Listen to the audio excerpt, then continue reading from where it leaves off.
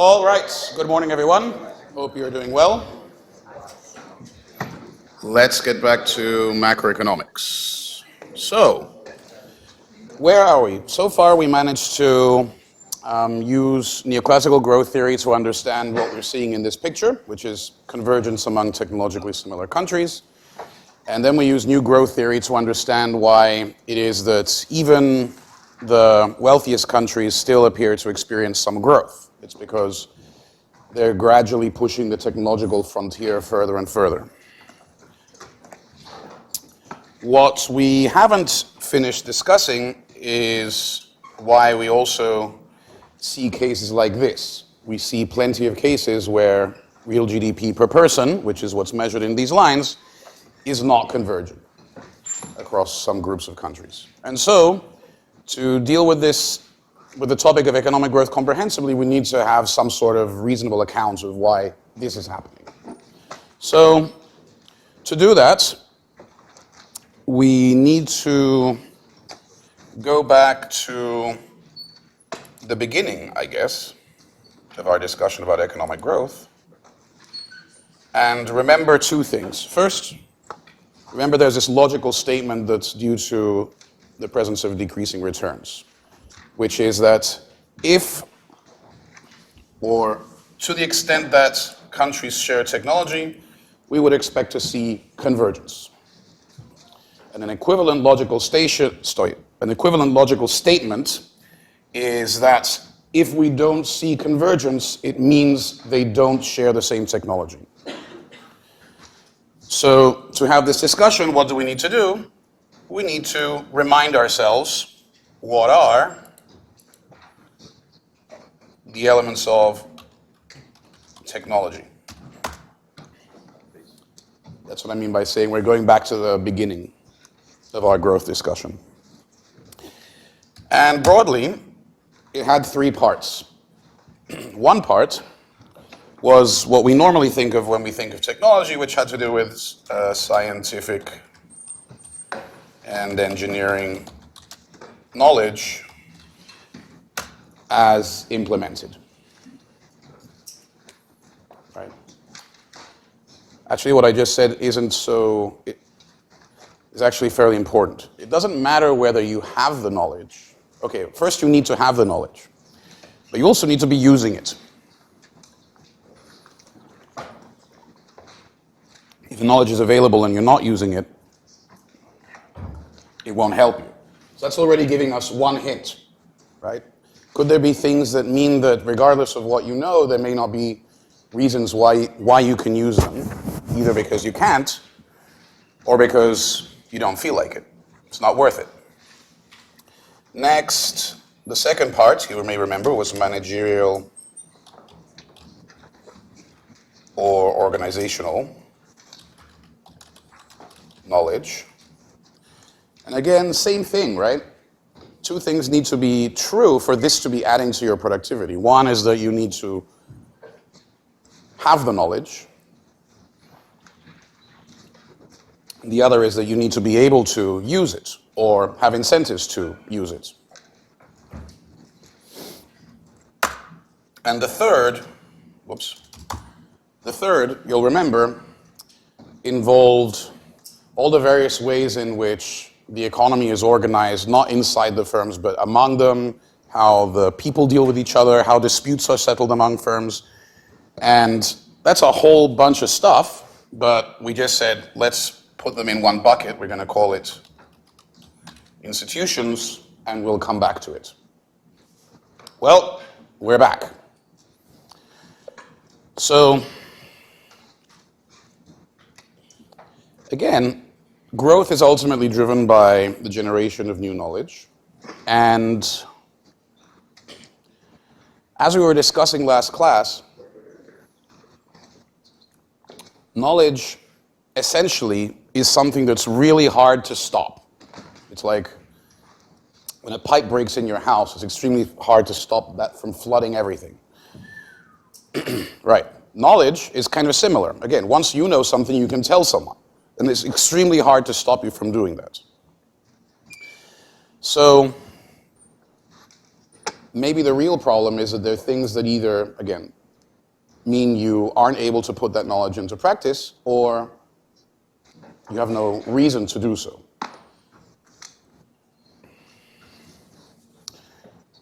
So, what does that mean? It means today our talk is about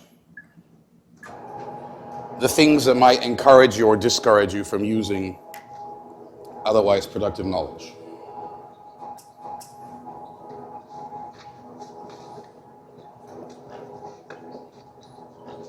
So what kinds of things, and I mean things very broad, but I guess by things I mean institutions, might matter? Let's think about this using a metaphor. Let's imagine that the world is comprised of George Washington University and Georgetown. Okay? And let's imagine that the set of available knowledge in the world is represented by all the books in our libraries. Why is that a good example? Well, any book that's in Georgetown's library you can borrow, right? And vice versa. They can access anything that we have. Which means that fundamentally, at least in principle, we share the same set of knowledge that we could be applying to produce stuff. But GW and Georgetown aren't identical. For example, I think it's gone, but there used to be on the entrance to this building a sign saying that there's a contest for getting seed money to start up a student business. So imagine that GW has this special fund that it's devoting to try and stimulate new business investments, new business ideas, I guess, more importantly. And Georgetown doesn't. Where might GDP per person be higher? In GW or in Georgetown? In GW, right? In the place where there are incentives to actually try and come up with new ideas. Whereas in Georgetown, what do? Well, first, they don't have the incentives to do as much of that. So what do they do instead? Watch basketball or something. There's not as much incentive to use their time productively, so GDP per capita is lower. So that's the kinds of things that we might want to think about. Again, the knowledge is available in principle, but the incentives to use it for anything useful may or may not be there. And that might lead to differences. So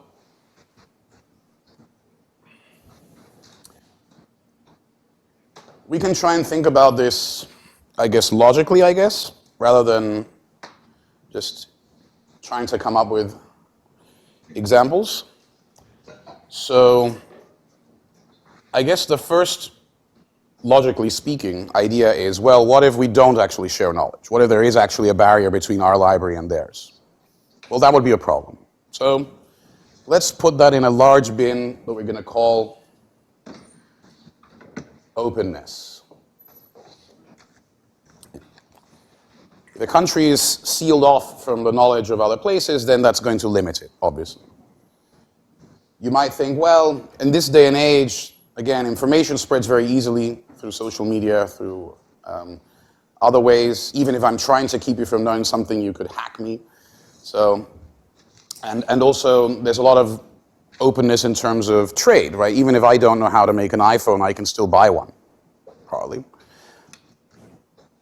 I guess if you turn back, it suggests that closedness is something that's very costly. That's why things like trade embargoes or international sanctions could potentially be painful. They're limiting you from getting hold of certain knowledge or limiting you from getting hold of certain goods that you might not be able to make by yourself. But so we can start there. Second, I mean, even countries that decide to close themselves still tried to make sure that there were ways of accessing knowledge from outside. Let's say Japan, before the Meiji Restoration, was basically closed to outsiders. I think any contact with outsiders, any unapproved contact with outsiders was severely punished.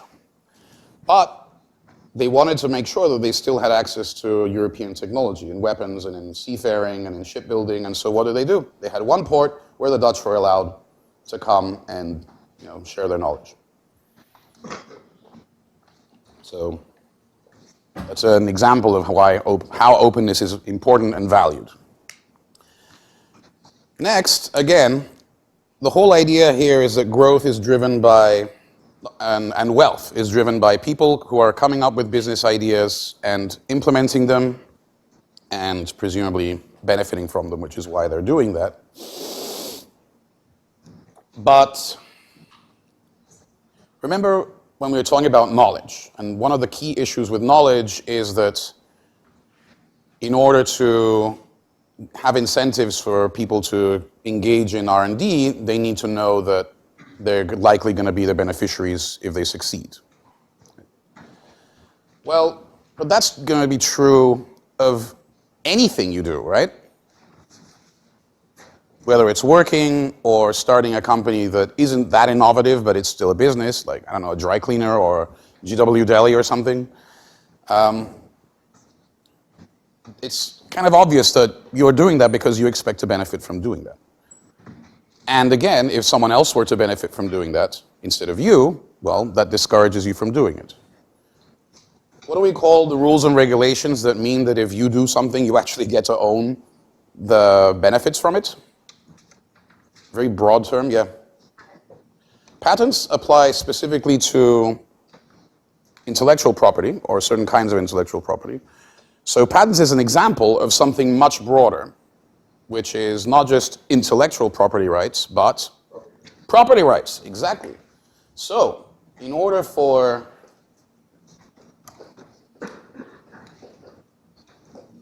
people to have a reason to study hard, start businesses, and so on, you need to have a system of property rights.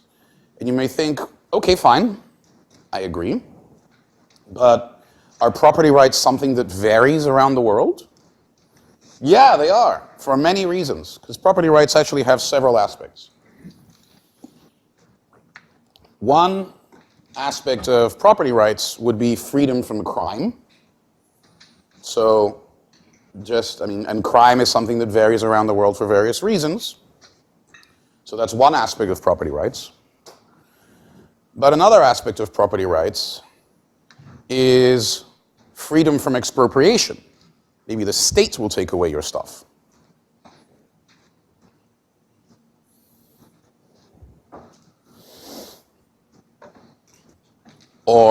And that could be either because, let's say there have been countries where it simply was the case that the state owned your output. That was just the law.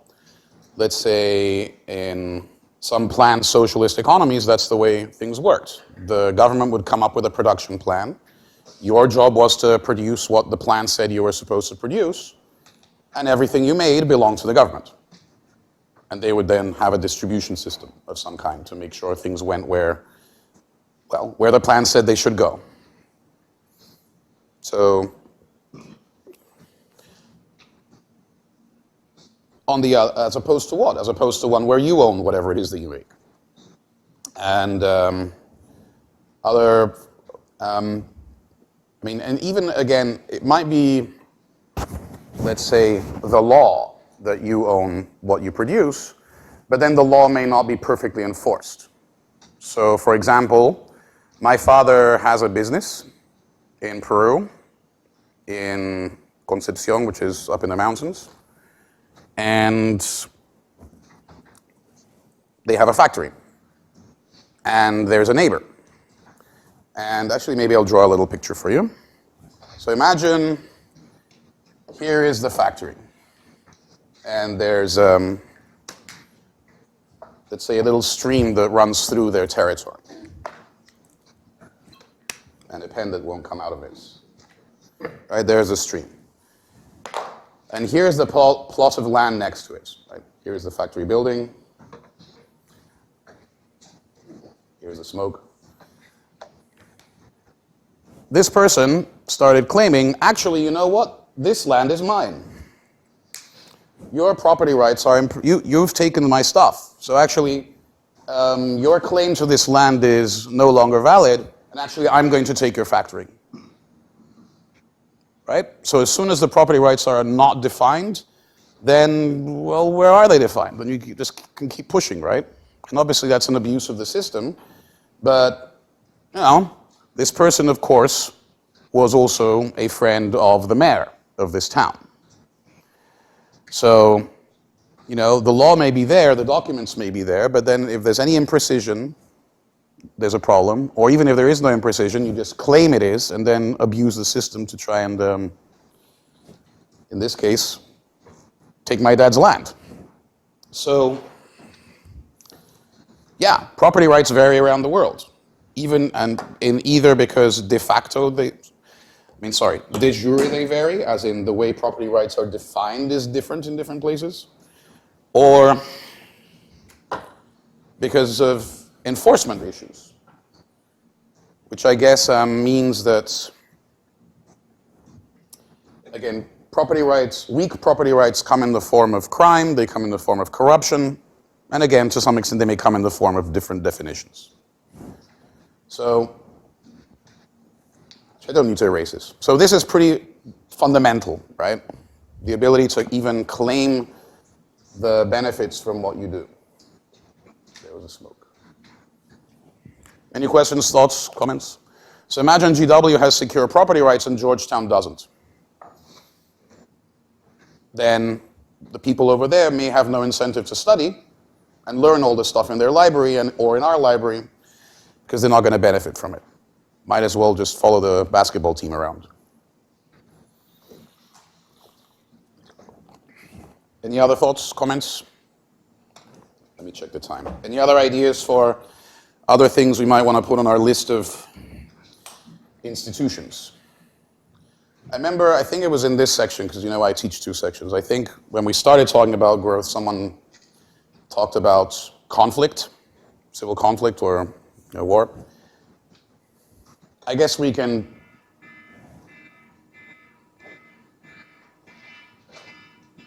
Are you going to blow up the room? All right.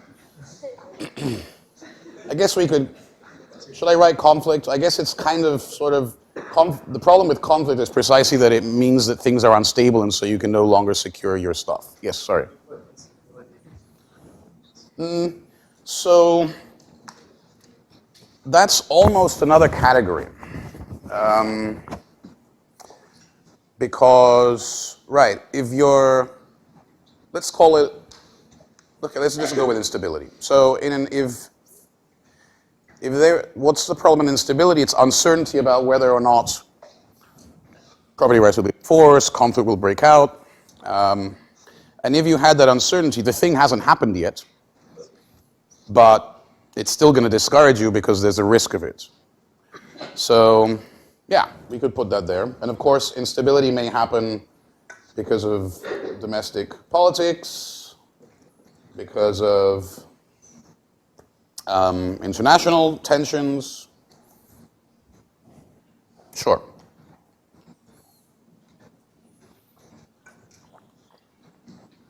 Meaning they may happen because of problems that originate inside the country. They may originate because of things that are not entirely under your control. Sure, let's put that there.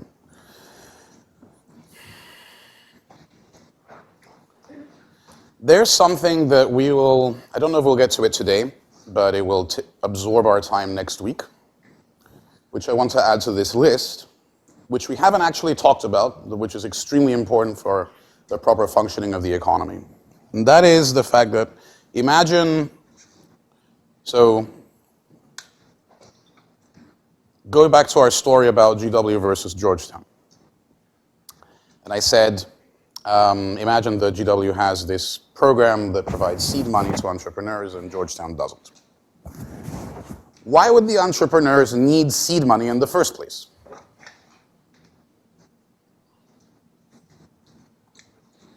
Two reasons. One, because they don't have it.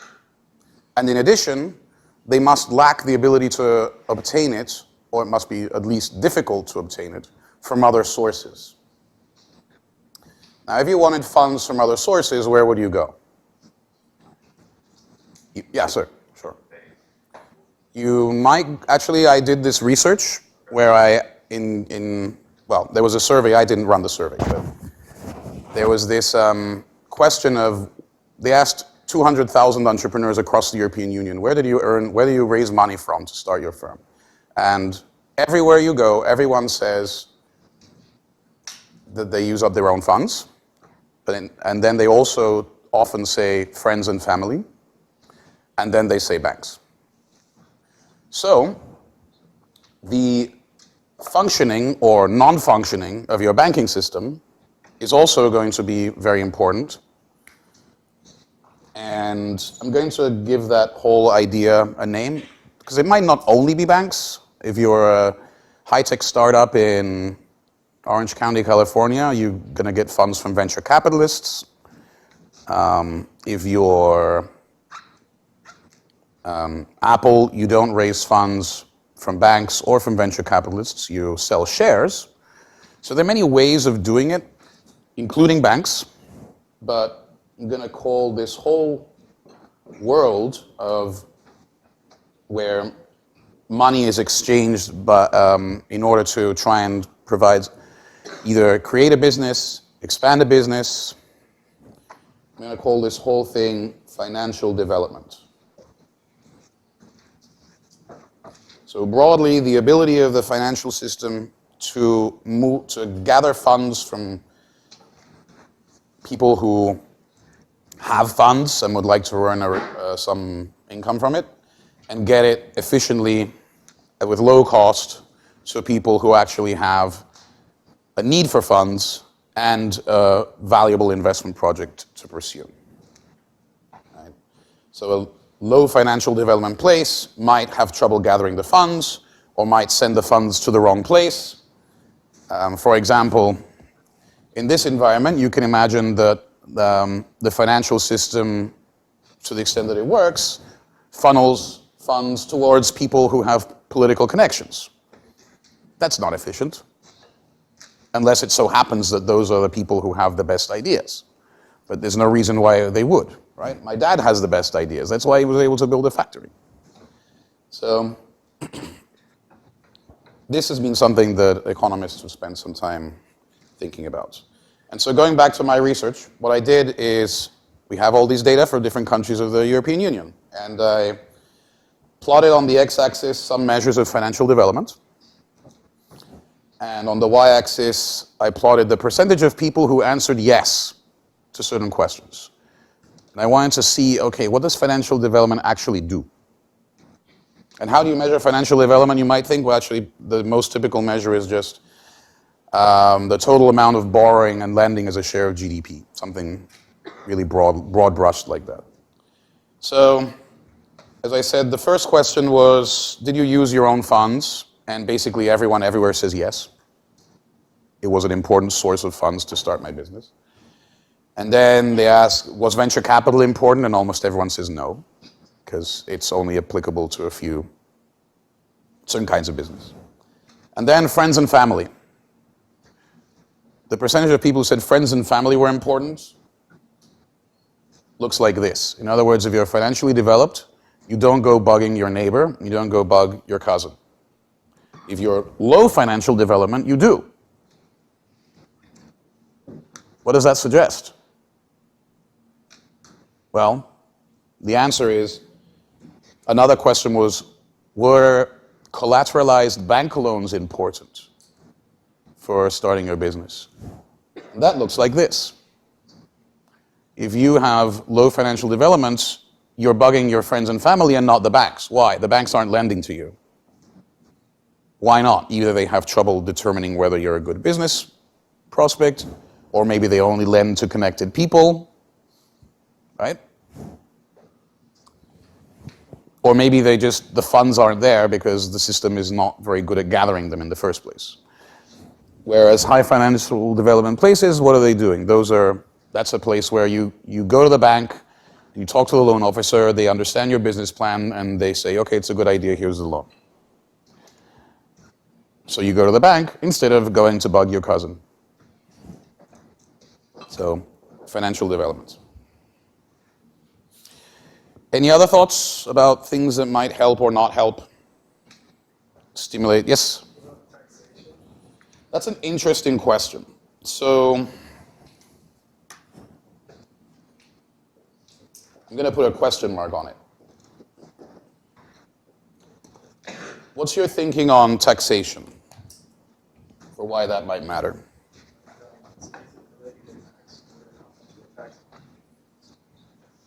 The state's ability to tax. So, I guess there are two issues about taxation. One is, right, if the state can't tax, and the state can't spend and build the sort of infrastructure that you think you might need, right? So, for example, you can't enforce property rights unless you have a well-paid, well-trained police force. You can't pay,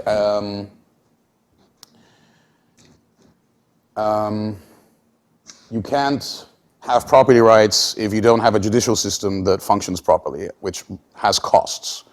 So there has to be some taxation, for sure, and the tax collection should be efficient. So I guess that's, I'm going to write that, needed to pay for, I'm just going to write institutions because all of these things may require costs. Property rights enforcement is costly. To the extent that instability results from lack of security, then the security apparatus might be part of it. Is also costly, obviously.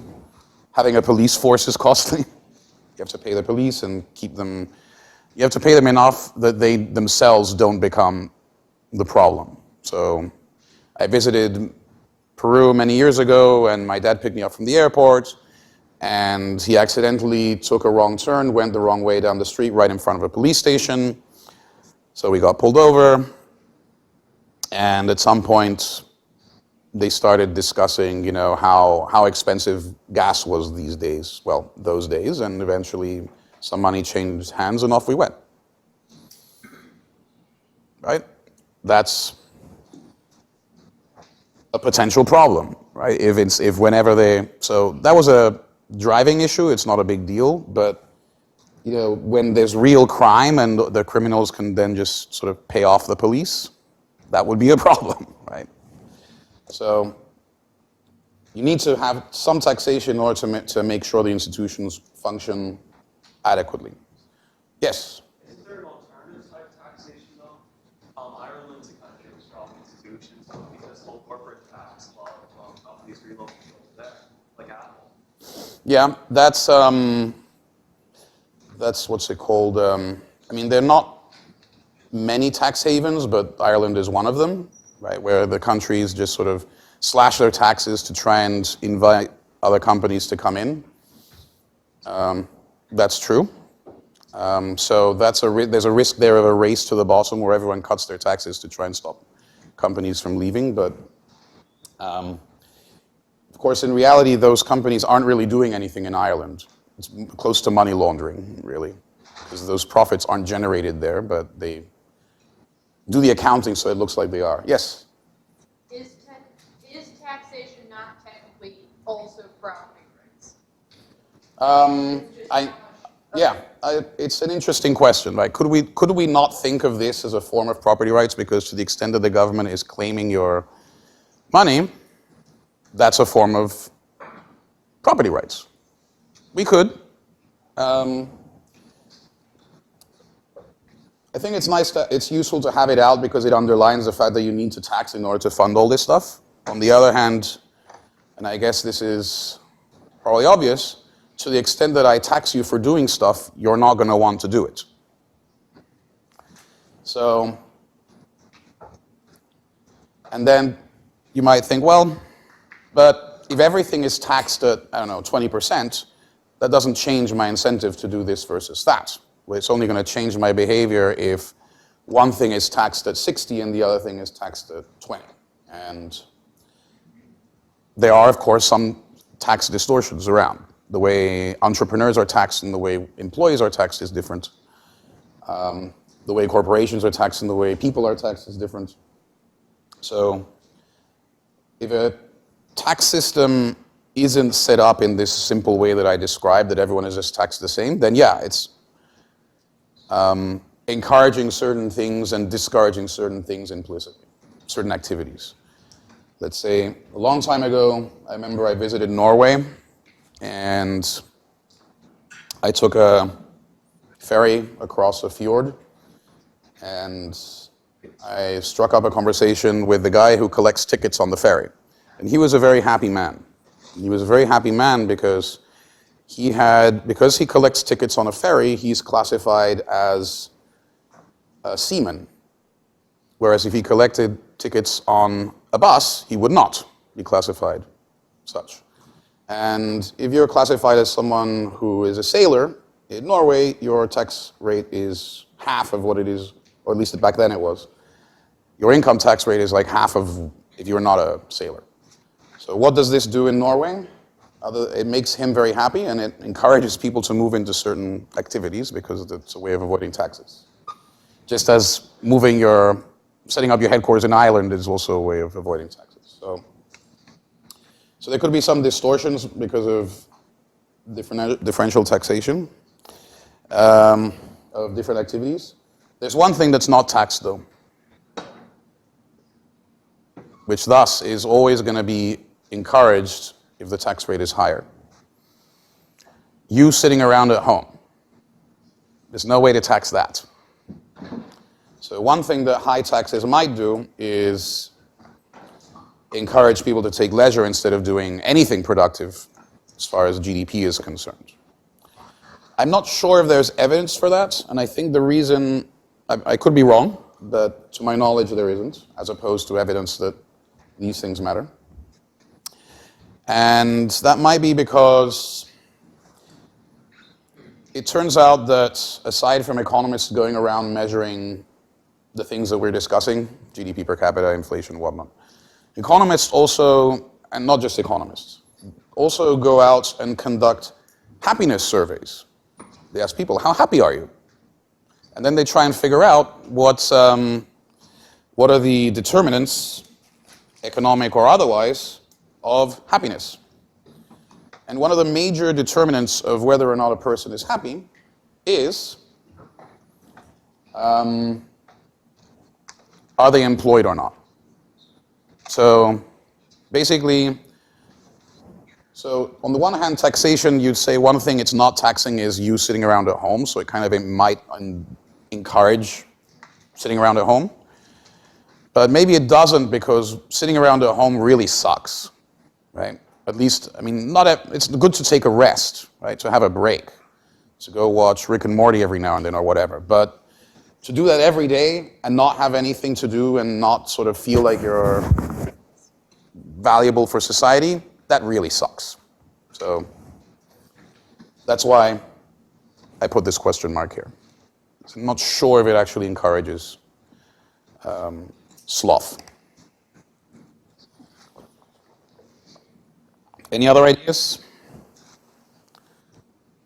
So this happens to be something in which I've done research, so of course I have a few more ideas. But one thing that varies dramatically around the world, and less so now than it used to.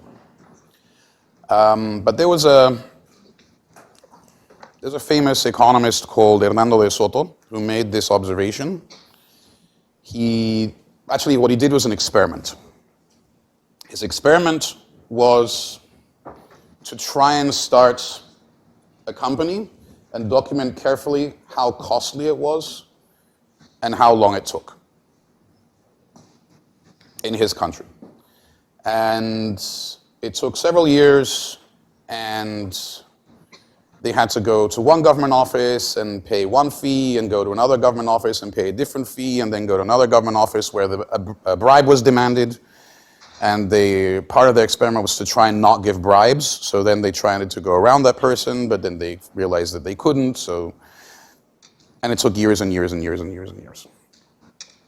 If you want to start a company here, does it take years and years and years and years? Do you have to go to 50 offices to get different stamps of approval? No. So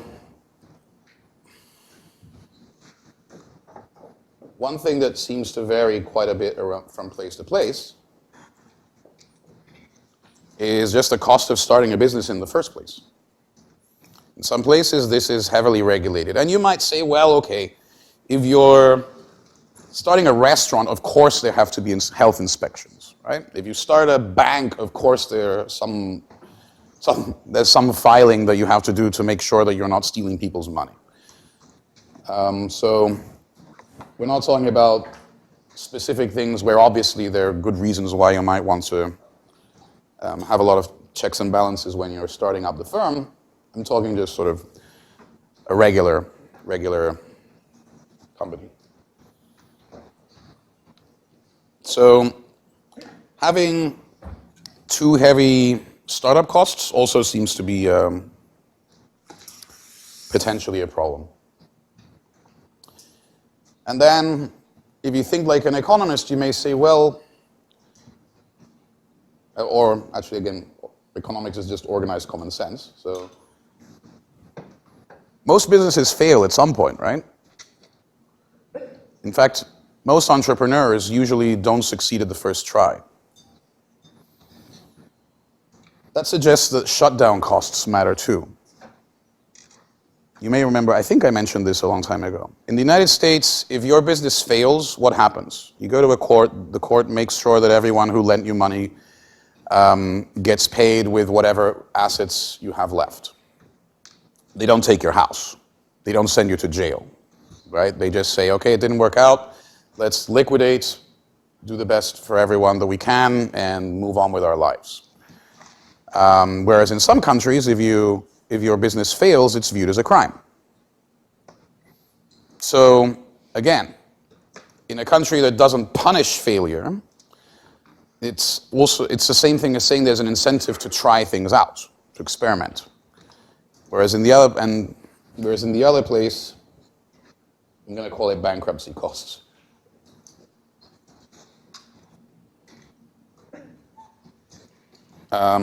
You're actually punished for failure, and if you're punished for failure, then you're not going to try in the first place.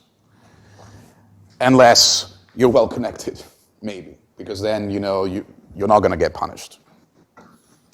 So again, you're encouraging entry by the connected, not necessarily by the people who actually have the best ideas.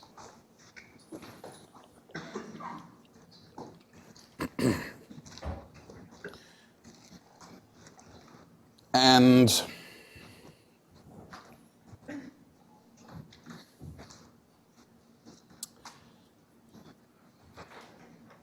remember I was saying that staying at home for too long is not great for a lot of people.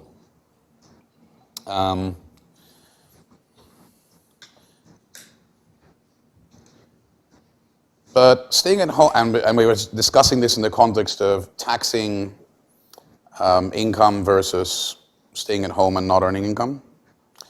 That's not exactly how it works. What I mean by that is, if you were working and you lost your job, would you have zero income? No, you'd have unemployment benefits, at least for a period of time. Right?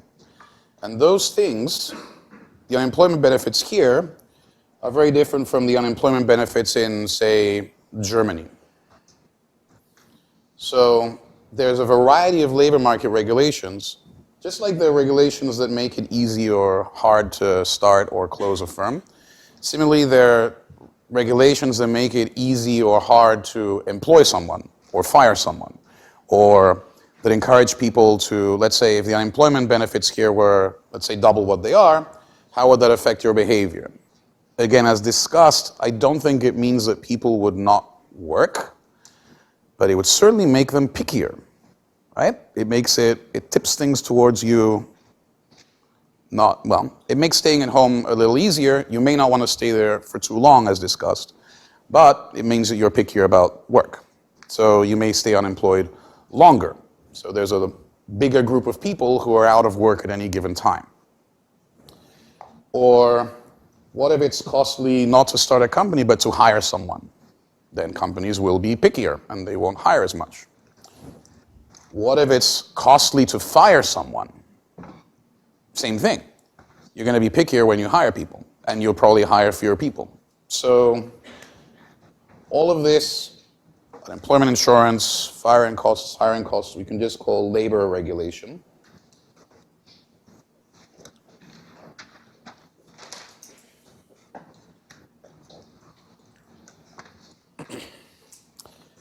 And again, you may ask, does this vary much across countries? Yes, certainly unemployment benefits vary a lot from place to place.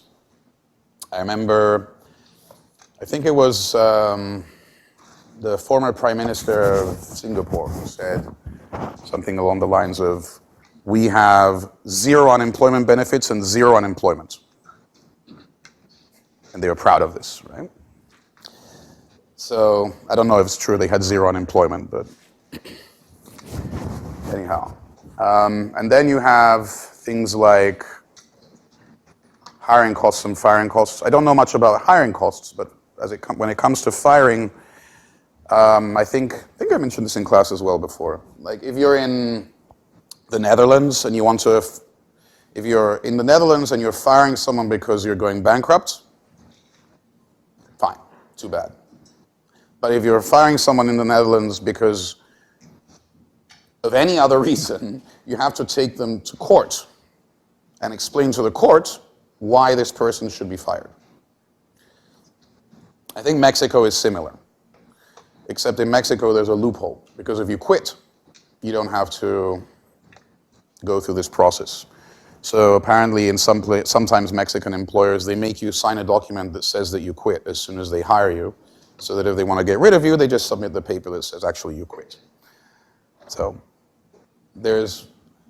what does this tell you? It tells you that it would be costly if they couldn't have found this loophole. And so there are always loopholes to try and get around this. On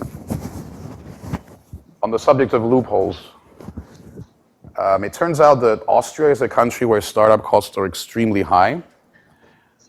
But so what happens is you have these lawyers, or at least they used to be, I'm not sure about now. You had these lawyers who would sort of create these companies themselves, and then that didn't actually do anything, and then if you wanted to start a company, you'd find one of those lawyers and buy the company they'd already created. And since they're experts, it wasn't so bad for them.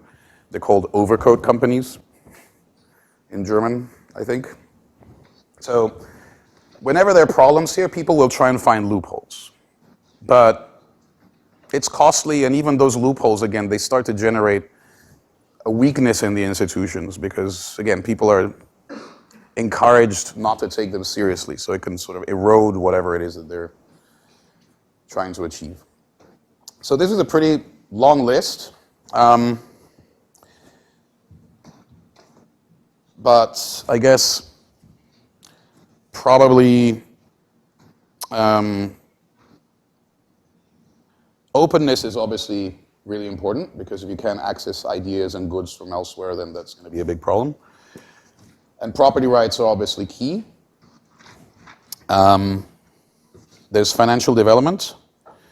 And the others, I don't know. I guess we could think of them as being just sort of broadly a detailed and complex set of regulations, right? There are all sorts of regulations. These are just some examples that affect your life, that affect businesses. And it's hard to, and obviously what matters is how the whole thing works together. It's hard to, so we can't really say the list of institutions that are going to make you the wealthiest is this. It's more like we can't say what's the best system of property rights. The point is that they have to be somehow taken care of, otherwise there will be issues. Financial development, it's not like there's a particular banking system that there should be, or a particular set of banking regulations that are required, but the financial system needs to be able to function. And if it doesn't, then there will be problems. Okay.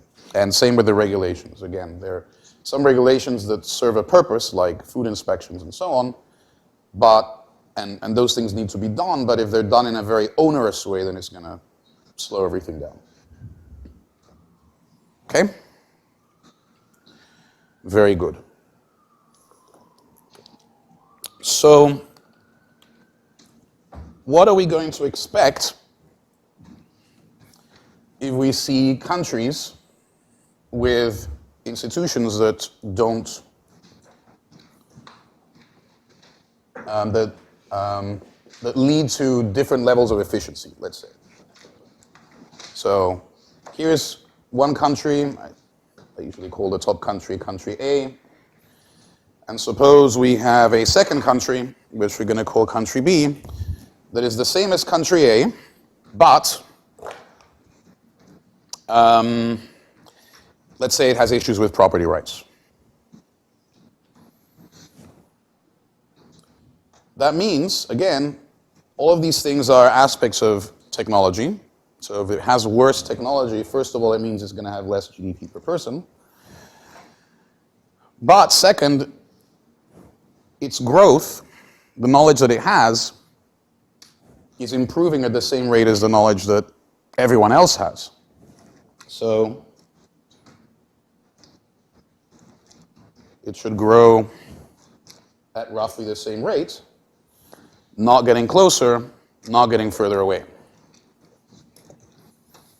Which is exactly what we saw in the data when we thought about large groups of countries.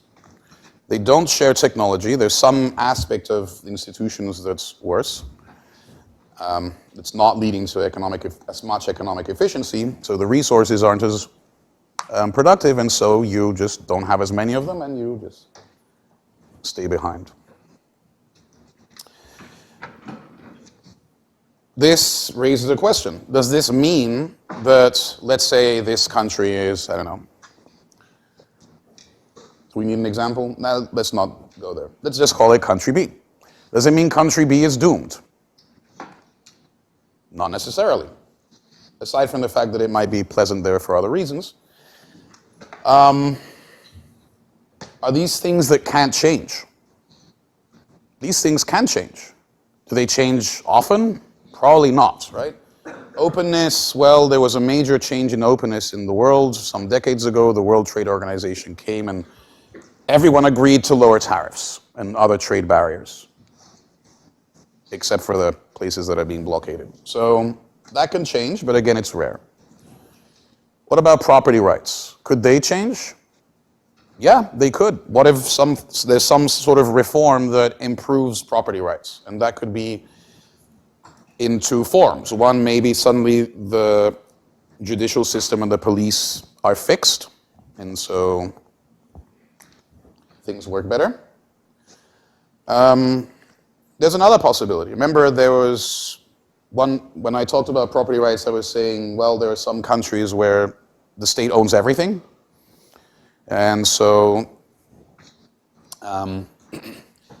let's think of an example of that. The People's Republic of China, decades ago, was a planned economy. So again, you're supposed to, if you run a farm, the plan tells you you're supposed to produce so much of whatever it is that you grow by the end of the year. If you don't reach your target, you get in trouble. What happens if you make more? Nothing. The state takes it and says, good job, pats you on the back. And then the late 70s and early 80s come along, and there was a reform. It was still a planned economy. You still had a target based on the 5-year plan. But the one thing that changed is that if you produced more than the target, you got to keep it. Or you got to sell it. What do you think happened? Think about you as being the manager of this farm. Suddenly you have a really good incentive to work really hard. Not just to meet the target, but to exceed it. So what would you expect to see? Suddenly everyone's working harder. Not only are they producing more, but in addition, they have an additional incentive to expand production. In other words, to invest in machinery, to start new businesses. So if there is this major reform, and notice that this reform doesn't necessarily cost anything in that case, just change the rules. Suddenly, this country should grow faster. So, the way I like to think of this is to say that to the extent that countries vary in terms of the efficiency that the institutions embody, the countries are going to be growing like this, sort of in parallel. And I like to refer to these as different growth paths.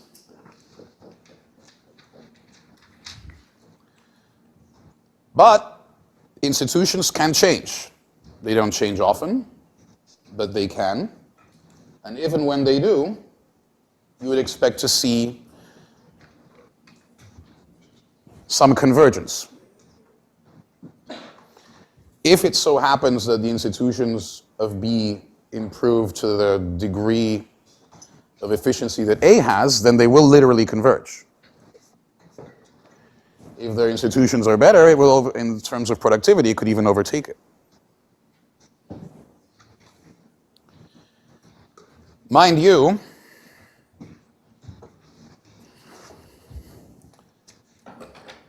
the opposite could happen too, right? What if this country is growing along here and the institutions get worse?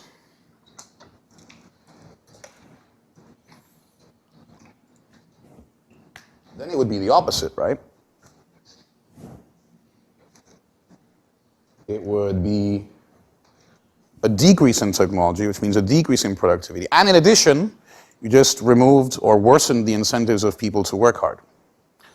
So you would go down until you've reached, so to speak, the growth path that corresponds to your new, worse institutions, and then you'd grow, but in a different growth path, a lower one. So changes to institutions are rare. They can happen. There can be improvements, in which case you slowly converge to a higher growth path. There can be deteriorations as well, in which case you would actually fall back. And do we have countries that are growing much faster? Absolutely. We saw them in the picture at the beginning. These countries in Asia are good examples. Of course, there are plenty of countries not in Asia that are also converging. And so what must have happened to all those countries?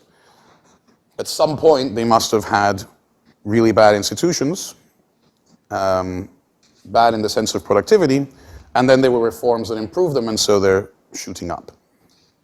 To state the obvious, in many cases, the bad institutions are colonialism, which ended over the 20th century in different places at different dates. In some cases, the new institutions post-colonialism were encouraging economic activity, like in Singapore, let's say. In some cases, nothing really changed, and so those are still sort of chugging along, not converging. What about these? Are there any countries where there was a marked deterioration in economic efficiency until they reached a new lower growth path? Ex-Soviet Union countries. Soviet Union was growing. Then you hit 1991, and I think all of them except Belarus suddenly go down. And then now they're growing again. Yeah? Haven't some of them hiked up though, like Poland or Czech Republic? I mean, they also went down for a bit, and then but Poland and Czech Republic are a bit different because they were also integrated into the European Union. So they had an institutional hit when everything fell apart, but then they had all these new institutions that are similar roughly to Germany and so on, and so they have that extra boost. So they were red followed by blue, I guess, to some extent.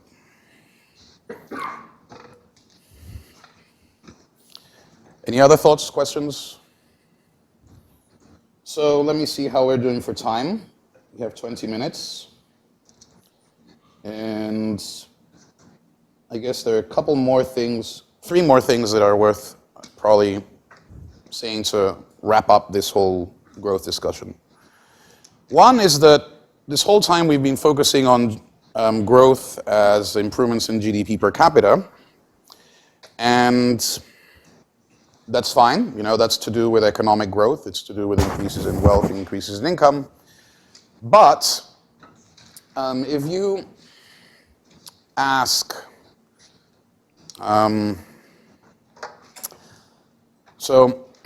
if you, let me think how to phrase this. Well, the World Bank has this thing that it calls the Human Development Index. And actually, forget the World Bank for a second. Remember I said that economists also measure happiness. They go around surveying people. And clearly, happiness doesn't just come from GDP per capita, which is why the World Bank has the Human Development Index, where they try and measure things like, things beyond GDP per capita, even though they're an economic development organization. And I guess the point is that as GDP per capita is made, it does other things. It employs people, as discussed. Not being unemployed is depressing, or can be at least.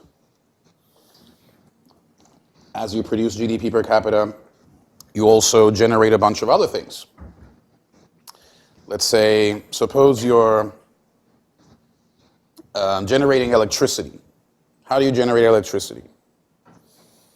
Well, one is you use a hydroelectric plant, which is great. The water just pushes your turbine, and it makes energy, and that's great. You're done. But another way to make energy is what? To make electricity. To burn coal.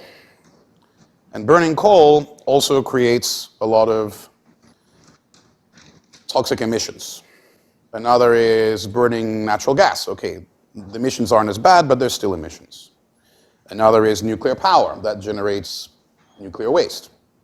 So all productive activity, pretty much, either directly or indirectly, because it uses electricity, produces pollution. And pollution is an example of something broader. Actually, we kind of touched upon already when we talked about knowledge, which is, and tell me if you've heard this term before, externalities. Have you heard the term externalities? Again, it's one of those things that a micro professor might teach or might not if they run out of time. And it's the idea that when I use a certain good, I'm also not just the beneficiary of the good, but I'm also affecting other people. An obvious example is if I were giving this class while smoking a cigar and blowing it all over the people in the front row. That would be bad for their lungs.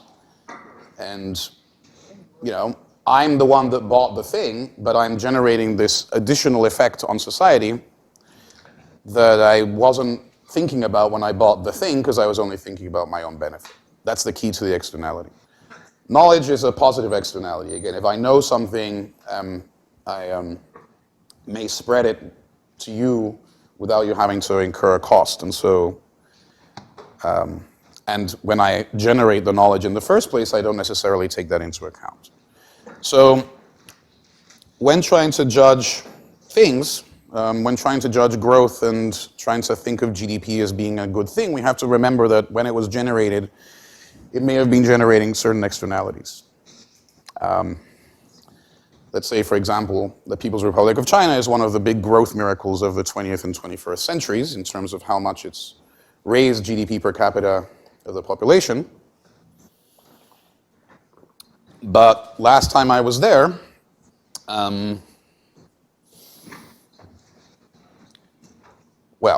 last time I was there, I couldn't see the sky because it was just basically because of the pollution. And the whole place smells like, I don't know, a construction site, I guess. Unless, sometimes the wind changes, blows it all away, and everything is fine. And everything is beautiful and it's sunny. But depending on the wind, depending on the weather, it may just all stay there because it's a big industrial city, and then that pollution is bad for people who live there. It causes breathing disorders. It's not just an ugly sight when it's hazy like that.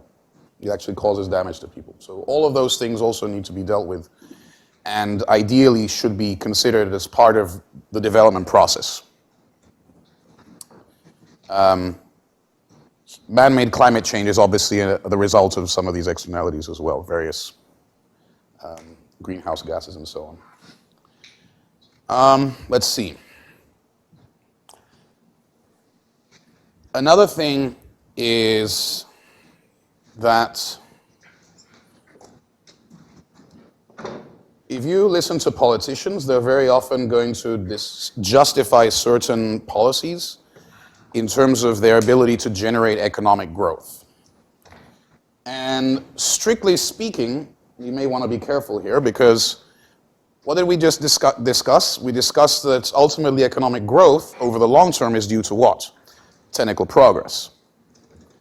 The policies, on the other hand, are here. Right? These things don't generate growth. They can change your growth path, or not, but they're not going to make you grow faster forever, unless somehow they make us generate knowledge generate and implement knowledge at a faster rate, which seems like a tall order. Of course, if you do some institutional improvement, then you are going to grow faster for a while until you get to your new growth path. But, it's that's not really the same thing as faster growth forever. So it's important to keep that in mind. And the last thing is that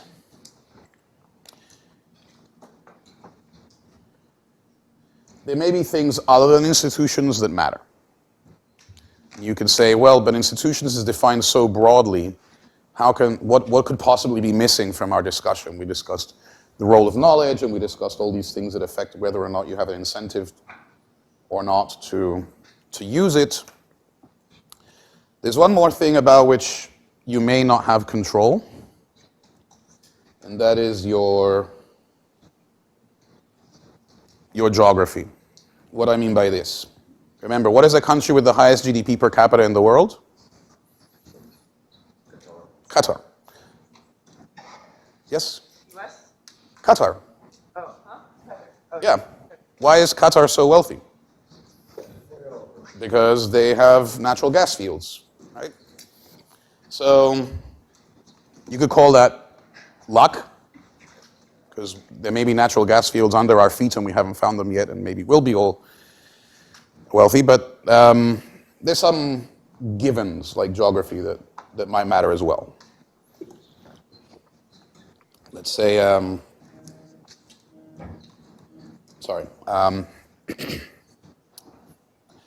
it's known that, let's say, countries that have long coastlines are going to be a bit wealthier than countries that are landlocked. So, again, that's geography. So, in economics, there was this debate about trying to understand the role of institutions versus geography, because imagine your geography is awful. Then you might have trouble establishing productive institutions there. But then deep down, the root cause would be bad geography.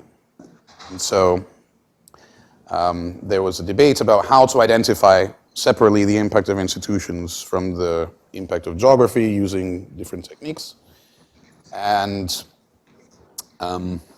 it's been established, statistically, I guess, that institutions do have their own role to play. And you can tell this by the fact that, among other things, many of to some extent, countries' institutions now are related to the institutions of whoever colonized them.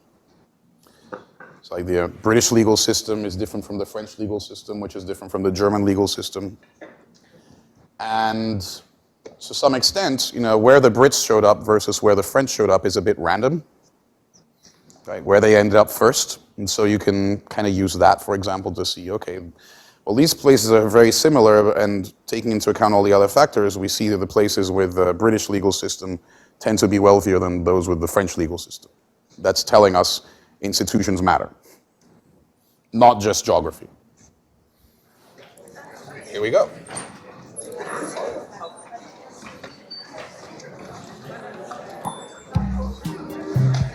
A bit loud.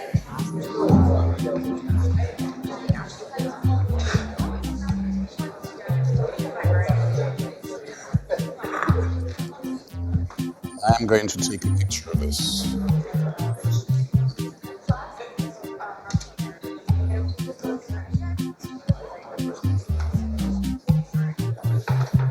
While you're doing that.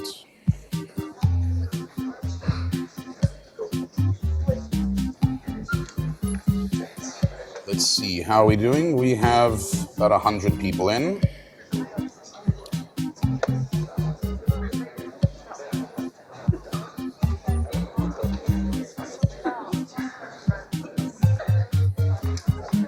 And thank you for picking polite names. Let's stop at 1:30. You don't have forever. All right. Have some soccer fans in the house, it seems. All right, let's go.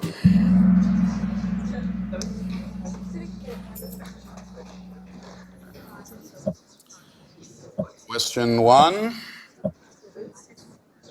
Countries converge to the extent that what? They share the same human capital, they share the same physical capital, they share the same technology, or they share the same population.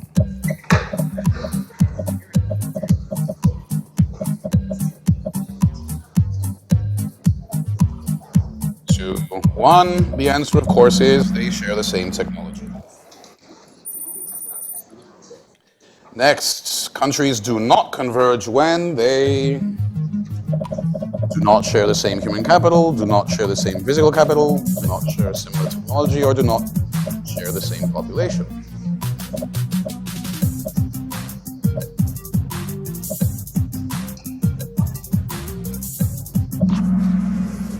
Do not share similar technology, of course.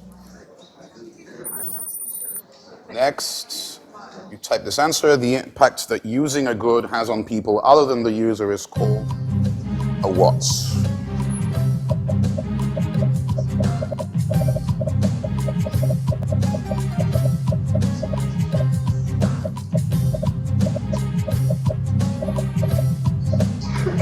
Answer is an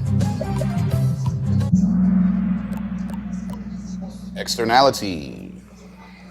That's right. Next. Almost there. The following is not an example of institutions. Not an example. Oil wells, property rights, financial development, or openness to trade.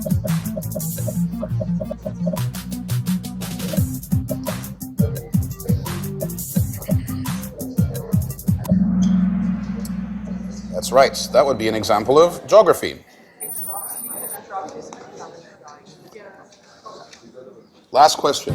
True or false? Institutions never change.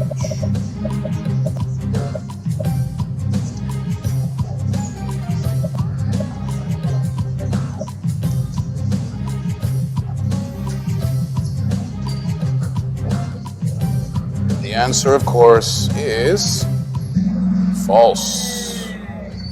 All right. Let's see how we did. Third is JB, second is Lindsay M, and first is, let me guess, Jeffrey. Okay, all right, we have a new winner. So Jeffrey, please come up front. I have a little something for you. Everyone else, thank you for coming. I hope that was useful, and look forward to seeing you on Wednesday.